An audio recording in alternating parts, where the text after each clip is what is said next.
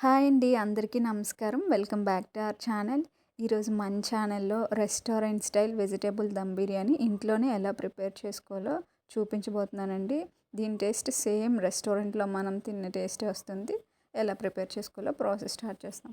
ఇప్పుడు దీనికోసం ముందుగా మీరు ఏ పాత్రలో అయితే బిర్యానీ చేసుకోవాలనుకుంటున్నారో ఆ పాత్ర తీసుకొని దానిలో 2 కప్స్ పెరుగు, అలాగే 1 tablespoon red chilli powder, 1 tablespoon ధనియా పౌడర్, హాఫ్ టేబుల్ స్పూన్ పసుపు, 1 టేబుల్ స్పూన్ గరం మసాలా పౌడర్ని యాడ్ చేసుకోవాలి. ఇప్పుడు ఇవన్నీ యాడ్ చేసుకున్న తర్వాత అన్నింటినీ కూడా బాగా మిక్స్ చేసుకోవాలి. ఇప్పుడు దీనిలోనే వెజిటేబుల్స్ అలాగే మష్రూమ్ మీరు ఏ వెజిటేబుల్స్ అవైలబిలిటీలు ఉంటే అన్నీ తీసుకోవచ్చండి.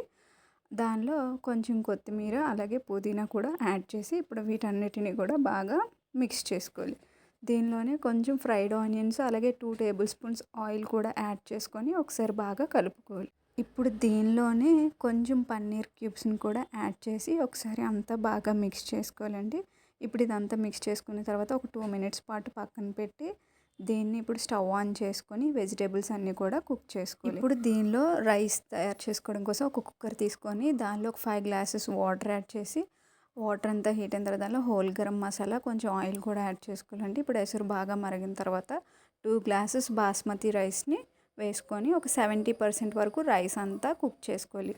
ఇప్పుడు ఈ రైస్ని ఆల్రెడీ మనం కుక్ చేసుకున్నటువంటి వెజిటేబుల్స్లో యాడ్ చేసుకుంటూ లేయర్స్లా బాగా స్ప్రెడ్ చేసుకోవాలి. ఇలా రైస్ అంతా కూడా మనము స్ప్రెడ్ చేసుకోవాలండి. ఇప్పుడు పైనుంచి కొంచెం పుదీనా అలాగే కొంచెం కొత్తిమీర, ఫ్రైడ్ ఆనియన్స్ అలాగే 2 టేబుల్ స్పూన్ నెయ్యిని కూడా యాడ్ చేసుకోవాలి. అన్నీ యాడ్ చేసుకున్న తర్వాత మూత పెట్టి ఒక 10 నిమిషాల పాటు మీడియం ఫ్లేమ్లో బిర్యానీ అంతా కూడా కుక్ చేసుకోవాలండి. ఒక 10 నిమిషాల తర్వాత మనం మళ్ళీ మూత తీసి ఒకసారి అంతా కలుపుకుంటే రైస్ అంతా విడివిడిగా వస్తుంది. అంతే simple and restaurant style vegetable biryani ready. Recipe నచ్చితే ట్రై చేయండి. వీడియోకి ఒక లైక్ చేసి ఛానల్ని సబ్స్క్రైబ్ చేసుకోండి. Bye bye.